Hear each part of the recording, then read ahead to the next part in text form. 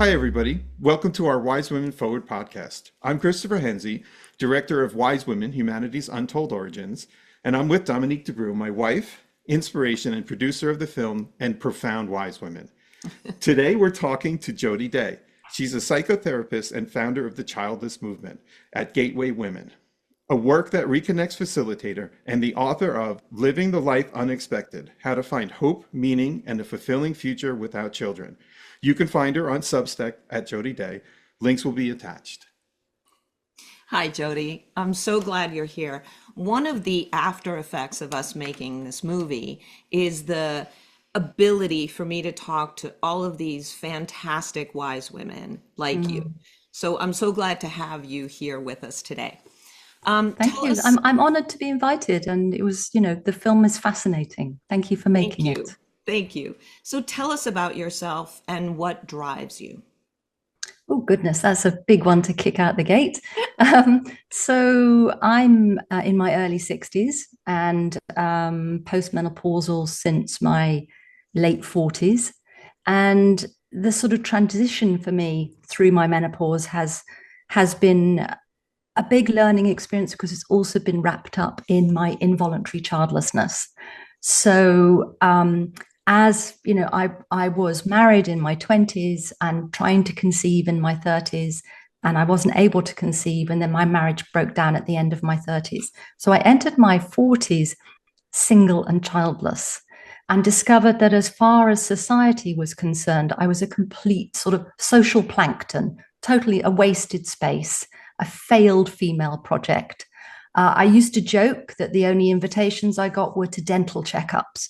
I mean, it was literally like I had no value to anyone. And this came as an incredible shock to me because I hadn't, although I'd been a feminist in my sort of teens and early 20s, I'll be honest, I parked a lot of it in order to be with the man that I fell in love with in my early 20s. And I hadn't really understood how much of my status in the world was actually attached to being part of a heterosexual partnership. I was really, really shocked in my 40s to see how little value society placed on anything to do with me because I was both unpartnered and wasn't a mother. I also had a difficult time because everybody else in my social circle who wanted to become a mother became a mother. Some people struggled with fertility, had fertility treatments, and they worked. And I was very, very lonely. And so I started writing a blog about my experience because I found out that, I'm born in 64, that sort of 1 in 4 of my generation probably didn't have children. And I was like, where the hell are they? Because I didn't know any, either in my family, in my sort of social circle, business circles, anywhere. I knew a couple of child-free women, so child-free by choice, who were artists, who were quite radical, out there women, and I was a little bit scared of them. And I just thought, well, that's not me. And then the stuff I would find online about child-free women was really radical, and it was about people who hated children and hated parents. And I just thought, is that what people are going to think about me? So I started writing a blog using my own name and my own photo 15 years ago. And it was extraordinary. It went viral because I was the first person who was writing about being single and childless, not by choice. So I wasn't talking about the only things that were out there, usually were anonymous. Usually green and purple with some flowers on it, kind of all sort of self-helpy. And they were also from heterosexual married women writing personal experiences, very valuable, but about life after fertility treatments not working. And that was the only narrative that was out there. And mine was I was a bit of a sort of rock chick London girl. I, designed the website myself, and I had a design background. So it just looked like my kind of thing. But the fact that I was using my real name and photograph, I didn't realize it. I broke a big taboo just by not being ashamed of my life, sort of not taking the patriarchal pill that somehow I was of less value. So excuse me, Pushkin may have to leave. Okay. Pushy, I love you to bits, darling, but you might have to leave us. I suspect he might be manipulating me for food because he can see how much I'm paying attention to you. Just an extra snack, you know? And also taking care of you while you're talking about Yeah, something very deep. Yeah. So the blog was like within one day, I had people writing to me from all over the world saying, how do you know the exact words in my head? I thought I was the only person having these thoughts. And then The Guardian picked it up and I was interviewed in The Guardian. And that article is still being read and shared today. And in that one, I talked also about the difficulty of how my childlessness and my singleness had impacted my friendship group, because my whole friendship group, they were all involved with each other and their families, and I was very much left out of that. And so from that start, thinking that like 4 people might read it, it kind of mushroomed, and the blog was called Gateway Women, and it became an organization. So women started asking me, you know, you seem to understand something about this and the other people aren't, you know, could you do something? And I was like, really, me? You know, my self-esteem and my confidence was on the floor.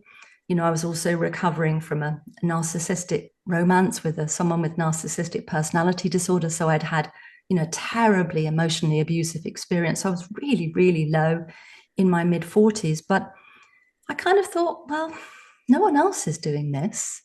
And there seems to be a real need for what we wanted to talk about. So I carried on and I started my first group and I started giving public talks and appearing on podcasts. And then I started a big online community, a private online community for childless, not by choice women called Gateway Women, which is still going today.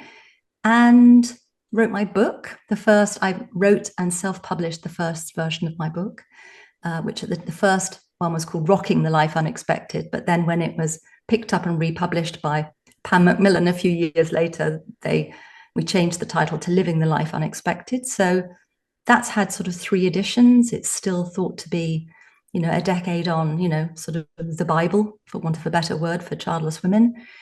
And now I'm in my 60s. I'm really focusing on the next part of the journey, which is elderhood without motherhood.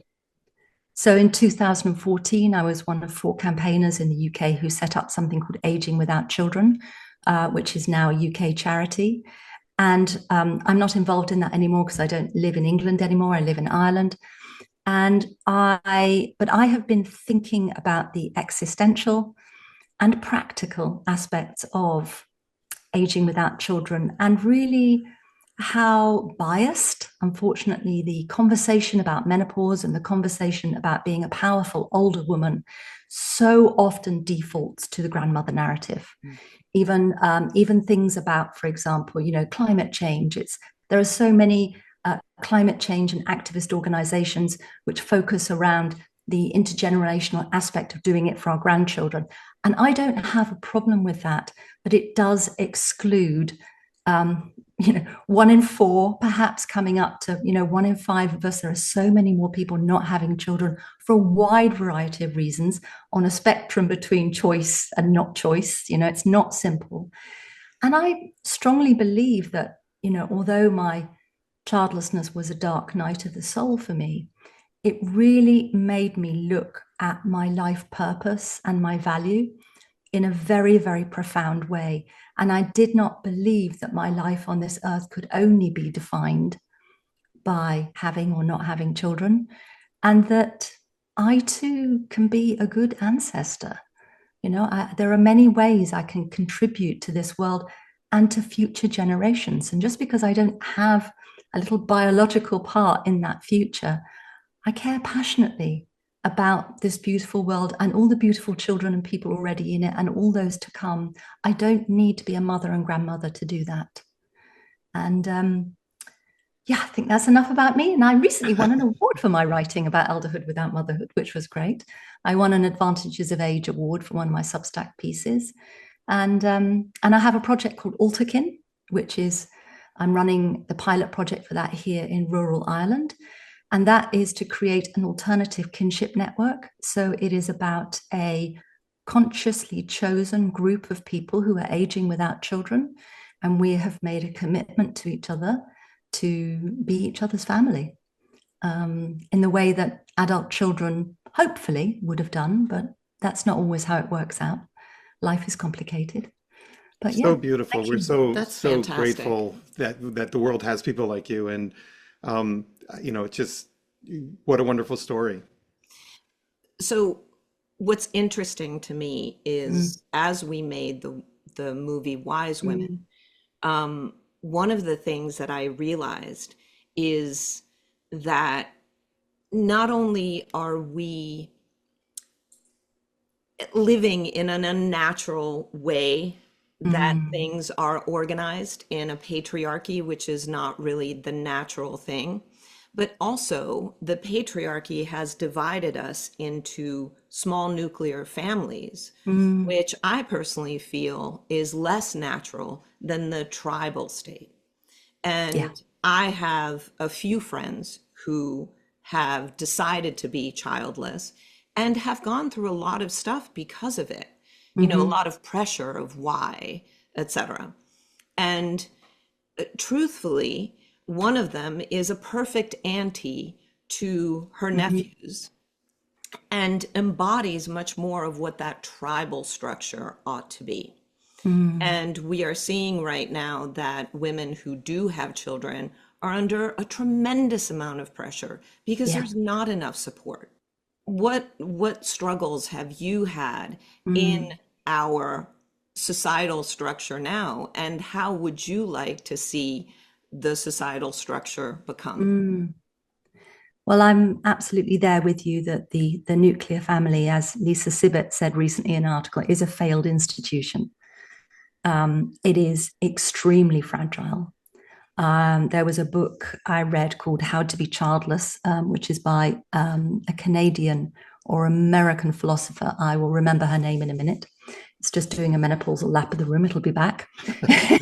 And in it, she really talked about horizontal kinship systems, and how these are really the roots of our kind of evolutionary way of being as a species, because a nuclear family is very fragile. It only takes one parent to be ill, or to die, and the structure practically crumbles.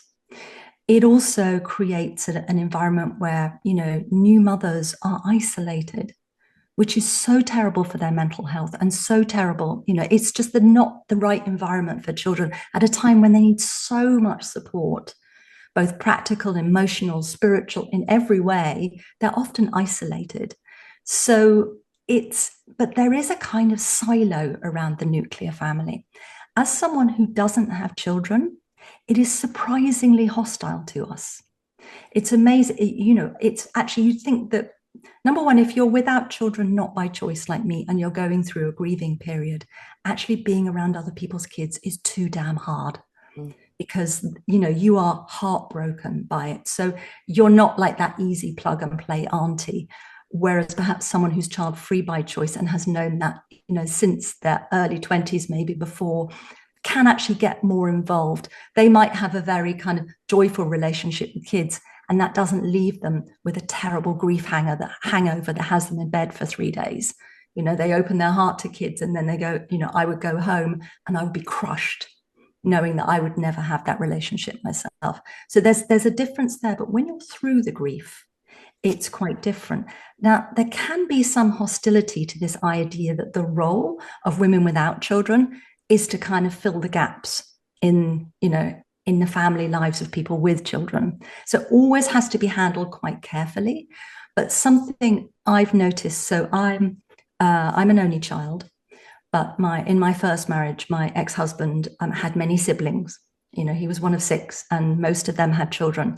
So there's one particular family where there are four girls, four daughters who are, I call them my nieces by love, not blood, very close to them.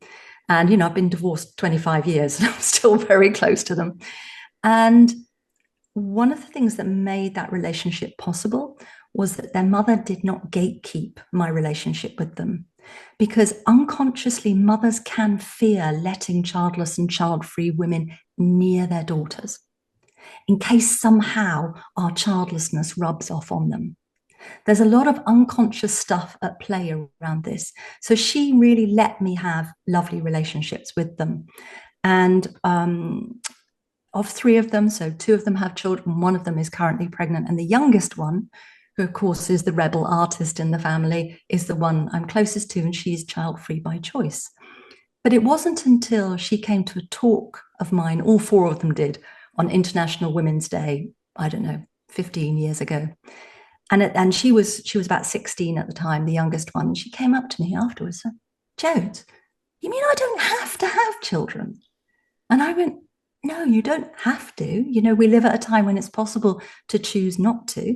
I said, you might choose to have them like I did, and that doesn't work out either. So it's not like, you know, you can just choose and you have what you want.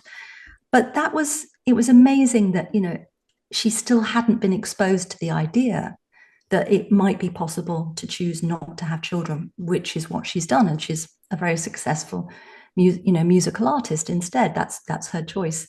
And I remember I've had a long chat with her last night. We've built a very close relationship over the years. I've had discussions with her that she would not have been comfortable to have with her mum. And it's my childlessness has actually been an important part of our relationship, because those four girls, as they were going through puberty and older, I was different to their other aunts. They could actually identify with me more because they could imagine having my life, because you know what I mean? They could imagine being out in the world. They could imagine having a career. They couldn't quite yet imagine having their own children and their own families. So I was different to their other aunts, who were just the mothers of their cousins. Whereas I was, I had the nickname, I was GA, I was glamorous auntie, because, I had the cute little car and the interesting life in design in London, and I represented something different. And I think that is so precious. I never told them what to do or that one way of living was more than another.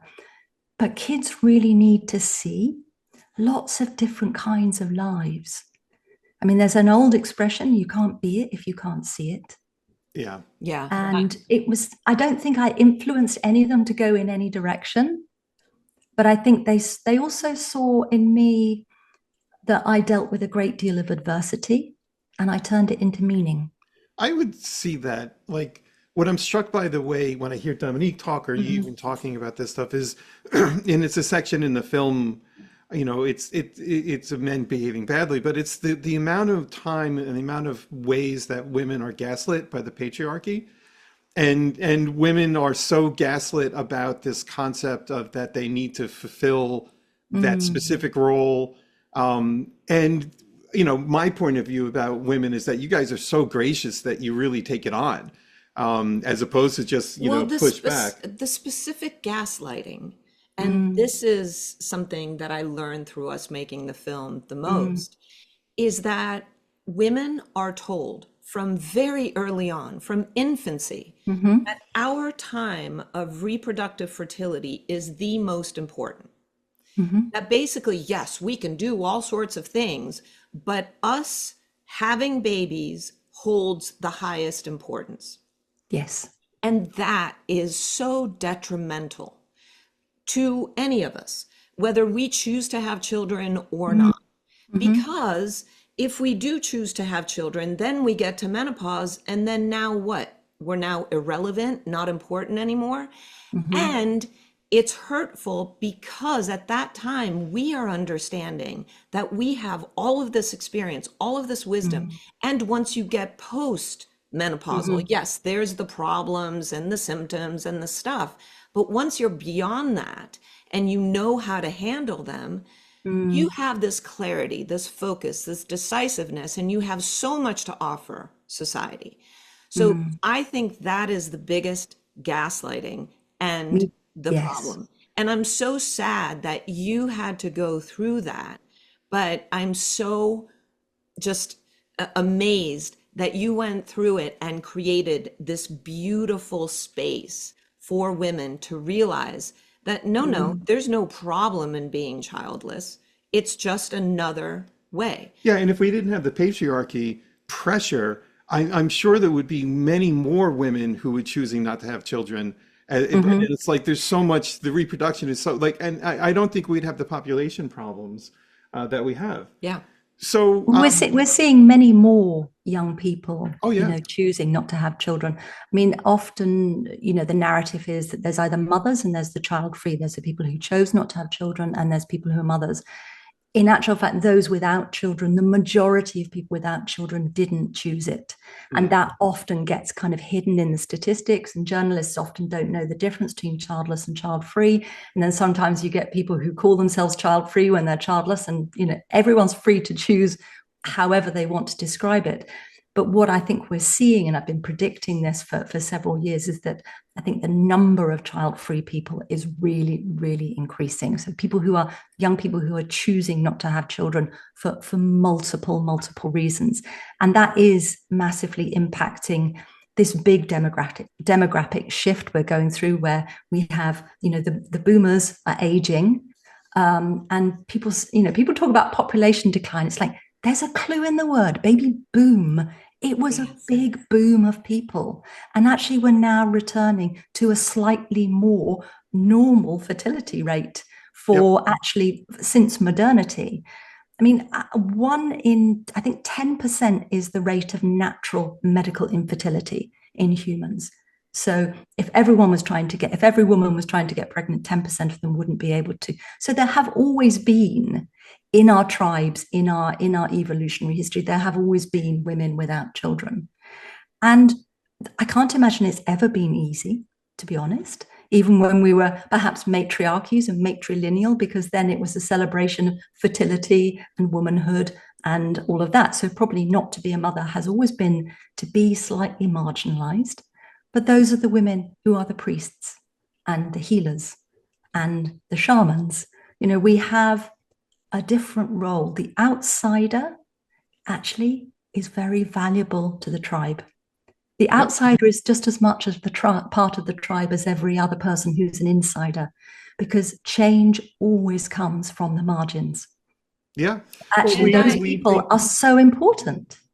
We're calling this whole thing Wise Women Forward because one of the things the patriarchy does is it has you languish in things that have happened because they're so dramatic. And part of the idea is to keep our gaze looking forward, to keep our concept about what's next. And what's next is Wise Women. And that's one of the things that we tried to get across in the film. And you've seen the film, right? Yeah. Cool. What was some of your thoughts about the movie? Thank you so much for saying something other than that grandmother hypothesis. I mean, when it came in, I was really enjoying the film, and then that came in, I thought, and this is the bit where I stop enjoying it, And I love that also you introduced the academic who really did the original work on that. That was fascinating to actually hear it from her. But I was just really, really happy that actually the thesis of the film is very much that it's not that wisdom is not just there at the service of grandchildren. That wisdom is actually there in service of future generations, and also the ones that are here.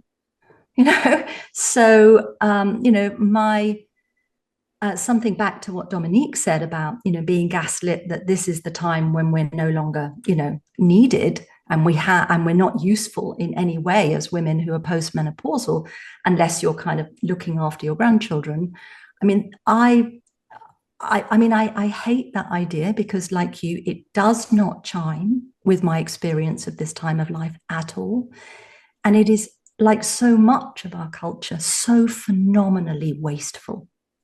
Because here we have this incredible resource of older women, postmenopausal, as you say, with a clarity. And actually, when estrogen kind of partially or completely leaves the building, you're not really that impressed by guys most of the time anymore. Yeah. I feel more like I did before puberty, which is like, boys, yeah, what are they for?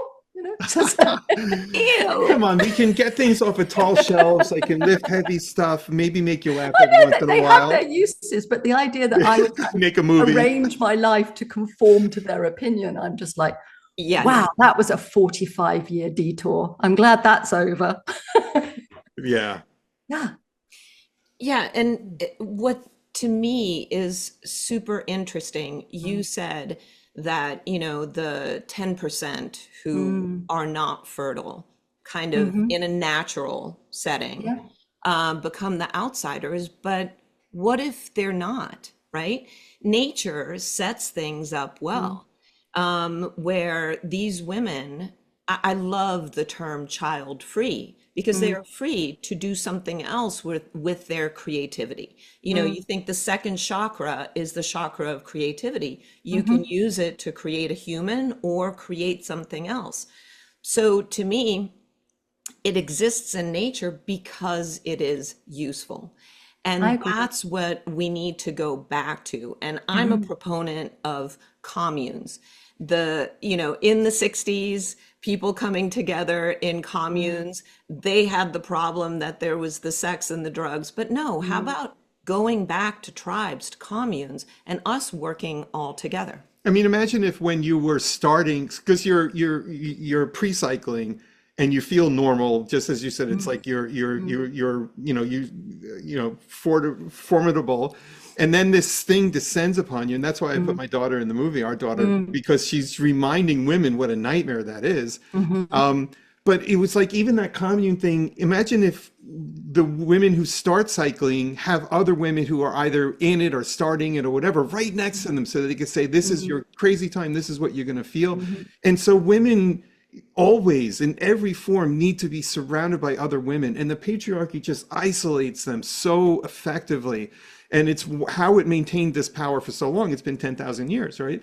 And so this is why, again, Wise Women Forward, trying to bring people together. And trying to bring women together. Yeah. And especially in this country, we need to come together because our rights to our own body are being taken away. And that's why we're grateful that you've joined us, and we're bringing more people together, and that we keep moving forward. I mean, my work is about bringing women together, and I first started bringing them together online, and I've had sort of in-person, workshops, events, and I think that sitting in a circle in a sacred space with other women and talking about intimate stuff about our lives just feels like the oldest form of healing there is. I mean, I'm now creating. So I have a workshop called the Reignite Weekend, which has been running for 14 years, which is very much helping women through that transitional space of making peace with their unchosen childlessness, and really, what am I going to dedicate my life to? How is this going to work? What is my plan B or Z or whatever it might be? But now I'm creating a new retreat, a new workshop, which is going to happen actually in the winter of 2026, because it needs to happen in the dark time of the year, just after Halloween in the Celtic calendar. This is the time of year, it's the beginning of the year, but it's also the time of the Cailleach.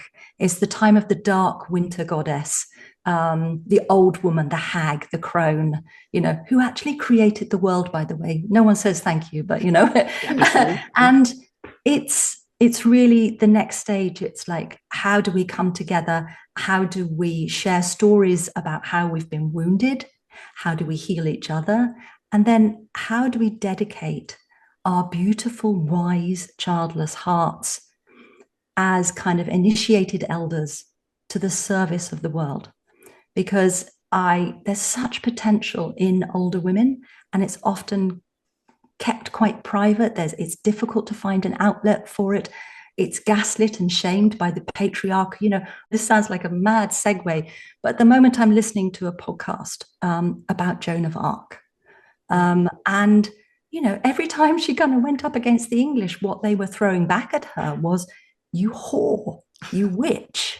It's this sexual shaming, that the patriarchy uses to try and keep women down.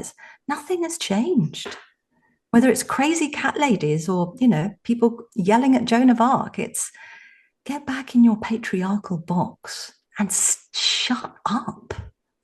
Yeah, that's why I was so grateful that Sharon Blackie joined the film, because she talked a lot about how the oldest writings, the oldest records are about formidable women.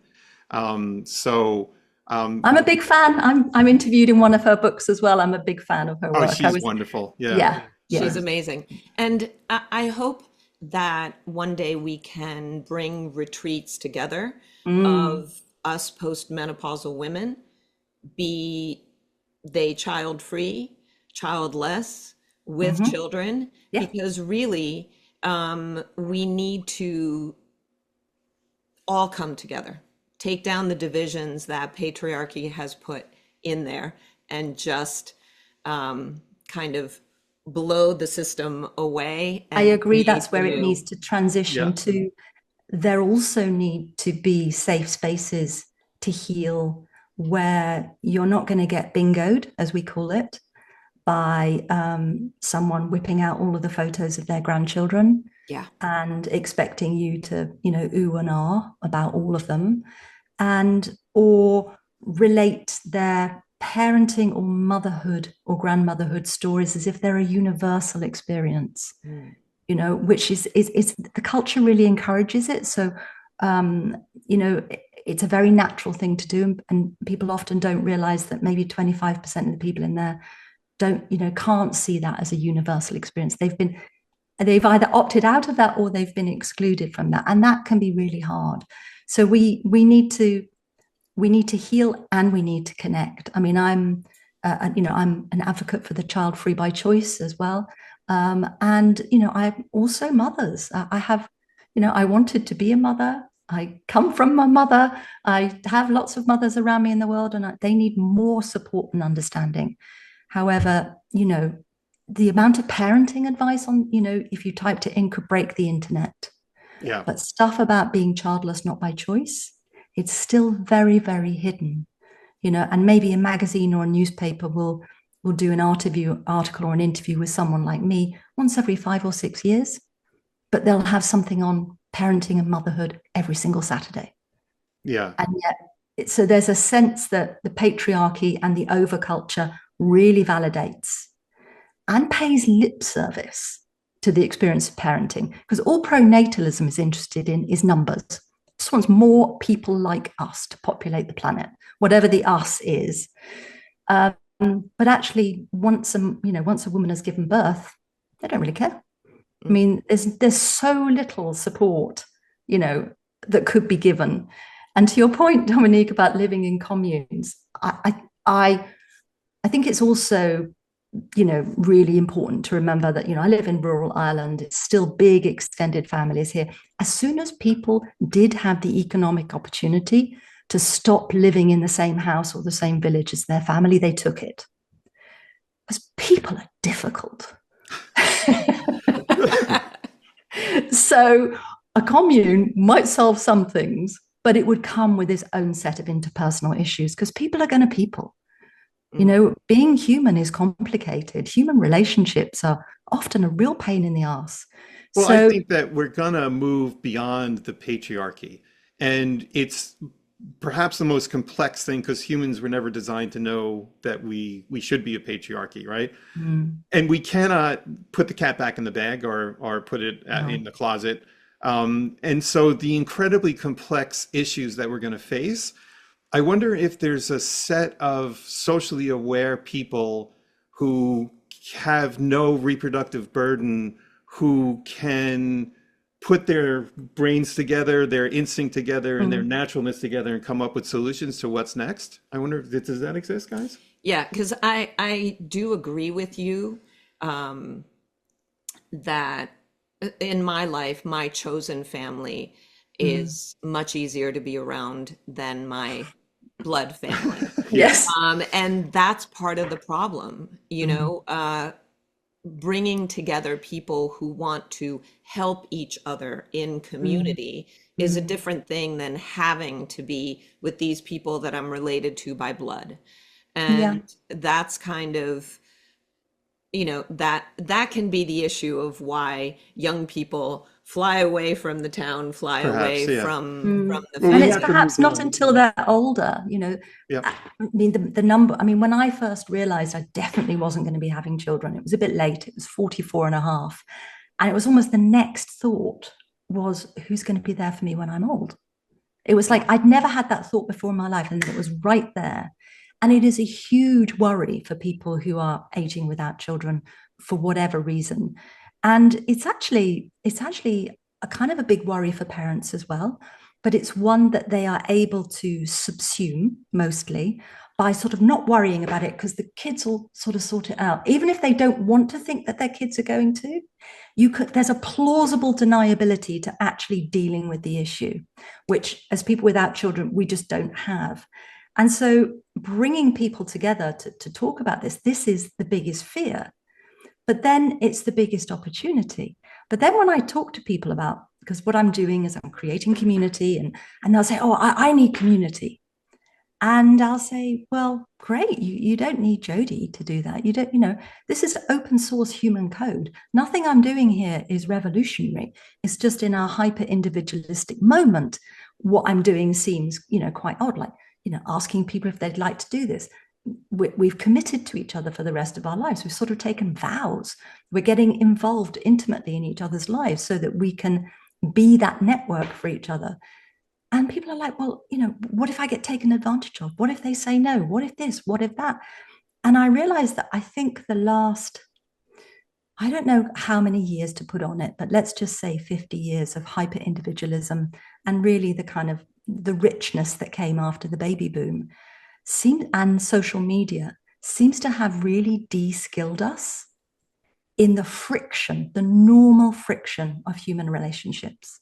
Because I'll say to people, oh, community is fun. Community is built by doing inconvenient things for inconvenient people at inconvenient times. And they're like, panic. And I go, yeah, it's also not something you can have. Because when they say, I need community, it's almost like community is a product or an app, and they want it. And I'll say, no, you have to build it. Yeah. Day by day, moment by moment, favor by favor, vulnerability by vulnerability, mistake by mistake, friction, because human relationships are about friction. Modernity is about frictionless. You get your food delivered. You have an app that tells you when your trash has been collected. If you really, really wanted to, you'd hardly have to deal with another human being. You could have a digital intermediary for so many things. And I think parenting is one of those things where you discover that life has a lot of friction in it. Yeah. So Jody, we're appreciative of your time, and we cover some great subjects. And just wondering if you want to you're doing that event next October. Are there any other things that you're working on, and just anything to help us close out the show? Sure. Well, 4 times a year, I host these events called Fireside Wisdom for childless elder women. I've been running them for 5 years now. So, and you can find out about those on my website if you go to gateway-women.com. So they're free to attend. And I have an amazing panel of childless and child-free elder women from around the world, different ones on each topic. And we tackle the big stuff: aging without children, mothers and daughters, caring for elderly parents who don't want to be cared for, all of the kinds of things that we're dealing with, because often people who are aging without children, so without children who might take care of them one day, are actually involved in caring for their own parents without any sense of who might be there for them.